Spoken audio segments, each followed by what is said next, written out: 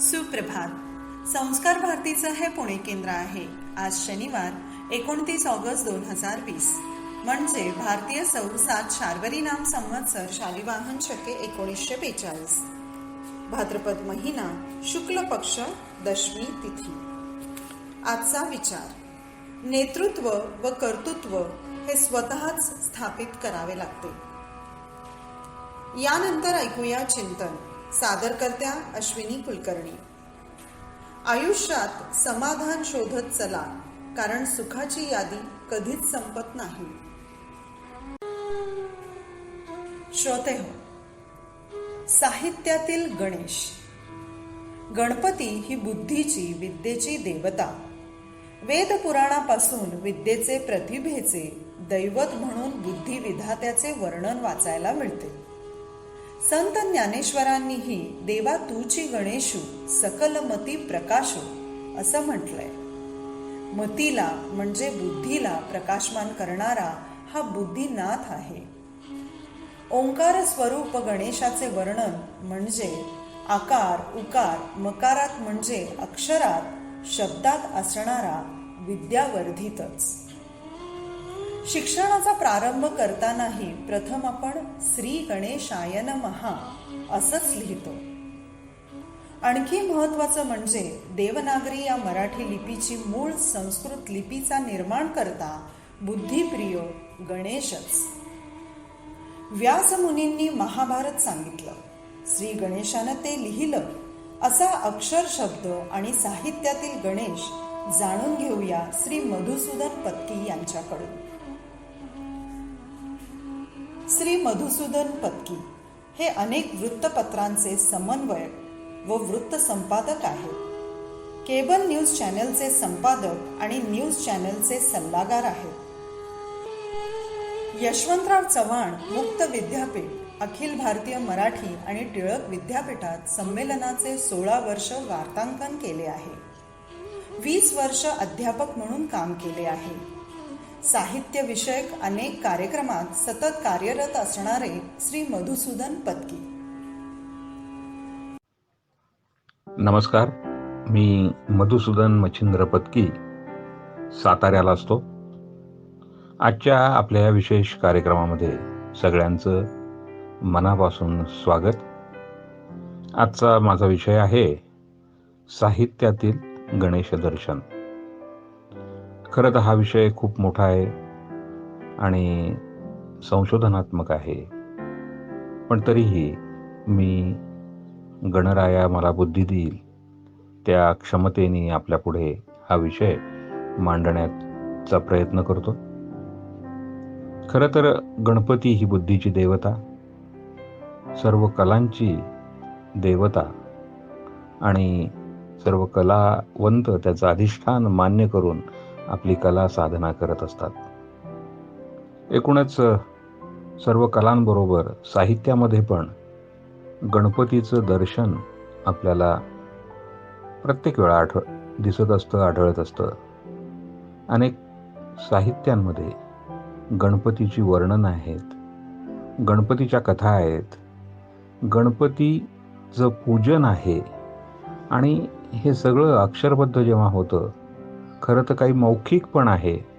आणि ते जरी आपण साहित्यामध्ये त्याचा अंतर्भाव केला तर एक मोठी परंपरा, एक मोठं संचित मराठीमध्ये, हिंदीमध्ये, संस्कृतमध्ये विशेषतः आपल्याला पाहायला मिळतं. तसंच विविध भाषांमध्ये पण गणपतीचं साहित्य आपल्याला, गणपतीबद्दल लिहिलेलं साहित्य आपल्याला पाहायला मिळतं. तेव्हा या विषयाला आपण सुरुवात करणार आहोत. आणि गणपती साहित्यामध्ये आपल्याला कसा दिसतो किंवा आपण कसं त्याला पाहतो हा एक मुद्दा आहे. खरं तर सर्वप्रथम बाप्पा मोरया म्हणत असताना जगावर जे कोरोनाचं संकट पसरलेलं आहे ते पण बाप्पा दूर करेल अशी, आणि त्यांनी ते दूर करावं अशी त्याच्या चरणी आपण प्रार्थना करूया. आणि गणेश पुराणापासूनच आपण या कार्यक्रमाचा प्रारंभ करूया. खरं तर साहित्यामध्ये आपल्याला गणपती दिसत राहतो, कळत राहतो तो वेगवेगळ्या प्रकारच्या साहित्य विषयक प्रकारांमधनं. आता ह्याच्यामध्ये पुराण जर काही आपण त्याचा विचार केला तर पुराणांच्या अनुषंगाने गणेश पुराण हे अतिशय महत्त्वाचं असं साहित्य आपल्याला गणपतीच्या संदर्भात म्हणावं लागेल. खरं तर गणपती हा देव वैदिक की अवैदिक, आर्येतरांचा आहे, नाही आहे, सनातनी आहे, काय आहे याबद्दल अनेक मतप्रवाह आहेत, 2 मतप्रवाह. आणि सर्वसाधारणपणे असं म्हटलं जातं 400 ते 600व्या शतकाच्या दरम्यान गणपतीबद्दलचं म्हणजे मोठ्या प्रमाणात त्याला प्राबल्य देऊन त्याला तिथे एकूणच समाज मनामध्ये साहित्याच्या माध्यमातून बसवण्याचा प्रयत्न झाला.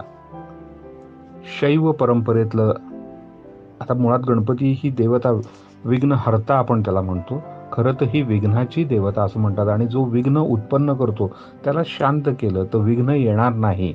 आणि ते विघ्न येऊ नये म्हणून स्तुती, कुठल्याही व्यक्तीला स्तुती केली तर आनंद होतो किंवा समाधानी तो होतो. आणि अशाच या विचारातून गणपतीबद्दलची स्तुती, गणपतीबद्दलची कवनं ही रचायला सुरुवात झाली. त्याच्याभोवती कथा, पुराण ही रचायला सुरुवात झाली. आणि गणपती शैव परंपरेत म्हणजे शंकर आणि शंकराचा मुलगा गणपती, आणि जसं मी मगाशी म्हटलं तसं 400 ते 600व्या शतकांमध्ये हे मोठ्या प्रमाणामध्ये एक त्याचं निर्मिती झाली. आणि मग तो विषय काही असू दे की सनातनी आहे म्हणजे वैदिक आहे का अवैदिक आहे वगैरे वगैरे, पण गणपती हा आज आपल्या मनामध्ये नक्कीच रुजलेला आहे. आणि आपला एक आराध्य दैवत म्हणून अनेक मंडळी, आपण सगळेच जण त्याचं पूजनही करत असतो. आता खरं तर आपण हे शतकांच्या दृष्टिकोनातून विचार करण्याच्याही अगोदर, म्हणजे आपण गणेश पुराणाचा विचार करतो, पण त्यापूर्वी म्हणजे समजा ही पुराणं रचली गेली हा विषय, पण आपण कालगणनेचा जर काही विचार केला तर इसवी सन पूर्व 200 ते इसवी सन 200 या 300-400 वर्षांच्या कालावधीमध्ये भरतमुनींचं जे नाट्यशास्त्र, इसवी सन पूर्व हा काळ त्यांचा समजला जातो 200व्या शतकांच्या आतबाहेरचा. तर गणेश स्तुती संदर्भामध्ये किंवा नांदी किंवा नाट्यशास्त्राची निर्मिती होत असताना गणपतीचं, गजाननाचं स्तवन हा पण किंवा नांदीमध्येच त्यांनी असं सांगितलं होतं भरतमुनींनी की नंदते यत्र देवास नांदी इति उच्चते. आपल्याला श्रवण सुख मिळणारं, म्हणजे रसिकांना श्रवण सुख मिळणारं आणि आत्मसमर्पणाने गायलेलं आणि देवतेला आनंद देणारं असं जे काही असेल नृत्य नाट्य, तर ते म्हणजे नांदी.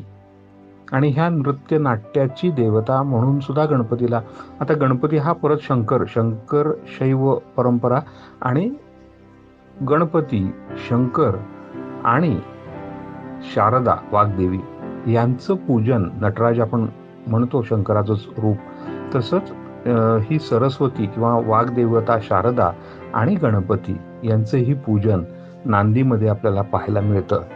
तर हा जर काही आपण एक त्याचा भाग बघितला की भरतमुनींच्या नाट्यशास्त्रामध्ये नांदीचा जो भाग आहे तो पुढे आपल्याला मराठीमध्ये नाट्य, जेव्हा विष्णुदास भावेंनी पहिलं मराठी नाटक सीता स्वयंवर लिहिलं त्याच्यामध्ये कसं तिथपर्यंत तो भाग व्यवस्थित आलेला आहे, तर तोही आपल्याला बघता येईल.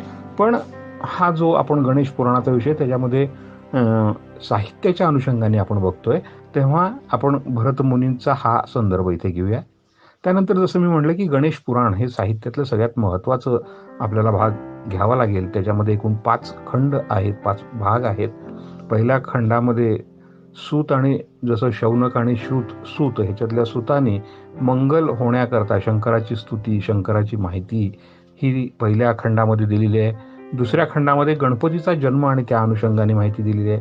तिसऱ्या खंडामध्ये पार्वतीचा जन्म, हिमालय, तिचे वडील, आणि तो एकूण भाग येतो. चौथा खंड जो आहे तो मत्सरसूर नावाच्या असुराला गजाननाने संपवलं ती कथा आहे. आणि 5वं म्हणजे महादेवाचं पुण्यकथन असं आपण ज्याला म्हणू, गणपती महादेव आणि पार्वती या सगळ्यांचं आपल्याला 5व्या खंडामध्ये पाहायला मिळतं. असं गणेश पुराणामध्ये आपल्याला गणपतीच्या करताचं सगळ्यात मोठं साहित्य जे आहे ते गणेश पुराण, आणि त्या गणेश पुराणामध्ये आपल्याला ह्या 5 भागांमध्ये हे पाहायला मिळतं. आता गणपती हा स्थिर बुद्धीचा, शांत स्वभावाचा, रागाच्या आहारी न जाता एखाद्या समस्या सोडवणारा, अशी हळूहळू त्याची प्रतिमा होत गेली. नृत्य आणि नाट्याची देवता म्हणून त्याची आपल्याला लक्षात येतं की त्याचं पूजन आहे. लोकनाट्य म्हणजे आपण जर काही बघितलं तर ऋग्वेदापासून ते लोककलेपर्यंत म्हणजे तमाशापर्यंत जर काही आपण बघितलं तर गणपतीची प्रार्थना, पूजन केलं जातं. ह्याच्यामध्ये ऋषीमुनींनी जसं गणपतीच्या बद्दल अत्यंत अनन्यसाधारण भावाने लिहिलं, तसंच शाहीर असतील किंवा तमासगीर असतील यांनी सुद्धा गणपतीबद्दल खूप सुंदर पद्धतीने लिहिलेलं आहे. तमाशाच्या फडापर्यंत हा गणपती म्हणजे एका चौकटीतनं तो मोकळा झाला आणि कालांतराने हळूहळू 15व्या-16व्या शतकानंतर तो लोककलेमध्ये कशा पद्धतीने आला आणि आपला वाटायला लागला. कोकणची जर काही आपण त्यातनं परंपरा जर काही बघितली तर हे सुद्धा आपल्या लक्षात येईल. तेव्हा ऋग्वेदापासून ते तमाशाच्या फडापर्यंत किंवा लोककलेपर्यंत ही जी आहे ही सगळी साहित्य परंपरा गणपतीच्याच आपल्याला अंगाने पाहायला मिळते. आता ह्याच्यामध्ये एक पुराणामध्ये गणेश पुराण आपण भाग जसा बघितला तसंच आपल्याला असंही बघता येईल की संत वाङ्मयामध्ये आपण जर काही गणपतीचा विचार केला तर पुन्हा एकदा ज्ञानेश्वर महाराज आणि त्यापूर्वीही मराठीची आपण जी सुरुवात आणि प्रारंभ जो म्हणतो की चक्रधर स्वामींपासून झालं आणि चक्रधर स्वामींच्या चे एक त्या पंथातले महानुभव पंथातले कवी नरेंद्र यांनी रुक्मिणी स्वयंवर जे लिहिलं त्यामध्ये परत गणेशाची स्तुती केलेली आपल्याला आढळते. म्हणजे पहिलं जर काही आपण लिखित स्वरूपाचं किंवा पहिलं मराठी महानुभव लीळाचरित्र आपण समजतो आणि त्या काळात जे 1200व्या शतकात 700 ते 1200 शतकापर्यंत जे काही विषय झाले त्याच्यामध्ये आपल्याला गणपतीबद्दलचं स्तवन, स्तुती, त्याची पूजा, त्याची अर्चना केलेली आपल्याला पाहायला मिळते. त्यानंतर ज्ञानेश्वरी 1200व्या शतक आपण जर विचारात घेतलं तर 1200-1300व्या शतकामध्ये ज्ञानेश्वरीची रचना झाली आणि आपल्याला माहिती आहे की ओम नमो ज्याद्या वेद प्रतिपाद्या ज्ञानेश्वर माऊलींनी गणपती ओमकार कसा तयार होतो आणि त्यातून सगळं आध्यात्मिक अंगाने त्यांनी ते पुढे नेत गेलेलं आहे. तेव्हा आपल्याला म्हणजे गणपती तिथे आपल्याला दिसतो. त्याचबरोबर म्हणजे ह्या संत साहित्यामध्ये ज्ञानेश्वरांच्या नंतर तुकाराम असतील, नामदेव असतील, एकनाथ असतील, म्हणजे ज्ञानेश्वर, नामदेव आणि एकनाथ यांच्या अनेक रचना या गणपतीच्या अनुषंगाने आपल्याला पाहायला मिळतील. पण केवळ फक्त आपल्याला अभंग आणि ओव्या ह्यांच्यामध्येच गणपती दिसतो का? तर नाही. तर भारूड असेल म्हणजे हे परत लोककलेचे प्रकार आहेत, आपले लोकसाहित्याचे प्रकार आहेत, लोकसंस्कृतीचे प्रकार आहेत. भारूड असेल, भारूड म्हणजे बहुरूढ, त्याला भारूड म्हणतो आपण. तर भारूड असेल, लळित असेल, बोहाडा असेल, दशावतार असेल, या भक्तिनाट्यामध्ये पण गणपतीचं प्रारंभी आपल्याला स्थान दिसतं आणि मग बुद्धिदेवाचं गणनायका इथपासून वेगवेगळ्या प्रकारे सुरुवात गणपतीची होते आणि मग त्याच्यानंतर मूळ कथानकाला सुरुवात होते. त्यामुळे ज्ञानेश्वर असतील, नामदेव, एकनाथ, तुकाराम ह्या सगळ्यांच्या काव्यामध्ये आपल्याला गणपतीचं दर्शन हे होत राहतं. आता विशेषतः लोकसाहित्य किंवा लोकसंस्कृतीमध्ये बऱ्याच गोष्टी आजही खेडेगावांमध्ये आपल्याला मौखिक साहित्यामध्ये दिसतात. सर्वसाधारणपणे श्रावण आणि भाद्रपद या काळामध्ये स्त्रिया जानपद जी गीतं म्हणतात त्यामध्ये आपल्याला श्रावण आणि भाद्रपदामध्ये गौरीचा लेख, गौरीचा नंदन, गौरीचा बाळ ह्या दृष्टिकोनातून आपल्याला अनेकदा या गणपतीची ओळख होत असते. साहित्यामध्ये हे पण आपल्याला पाहायला मिळते. विशेषतः श्रावण आणि भाद्रपदामध्ये जे जानपद किंवा स्त्रिया ज्या मौखिक साहित्य एका पिढीकडून दुसऱ्या पिढीकडे त्यात काही भर टाकली जाते, वेगळे प्रकार, आणि मग ती वाढत जातं. तर त्या पद्धतीचं मौखिक साहित्यामध्येही आपल्याला ते पाहायला मिळतं आणि गौरीचा लेख आपल्याला म्हणून गणपती आपल्या पुढे येतो. तर एकीकडे संत साहित्यामध्ये अभंग असतील, ओव्या असतील, त्याचबरोबर भारूड, लळित, बोहाडा, दशावतारी यातून आपल्याला गणपती दिसतो. दुसरीकडे याच अनुषंगाने लोकसाहित्यामधून आपल्याला गणपती पाहायला मिळतो. आपली एक नाट्य संस्कृती, नाट्य परंपरा, जसं म्हटलं मी की 2000 सालापासून नाट्यसंस्कार आणि नाट्यशास्त्र आपल्याकडे चालत आलेलं आहे. अगदी पहिलं नाट्याचा, मगाशी मी मराठी नाटकाचा उल्लेख केला की विष्णुदास भावे यांनी सीता स्वयंवर हे पहिलं रंगभूमीवरचं मराठी नाटक, त्याच्यामध्ये त्यांनी जी नांदी लिहिली होती, सर्वारंभी स्मरतो मीही चरण तुझे श्री गजवदना, तुझ वाचोनी अन्य नसे आता हे मूषक वाहना.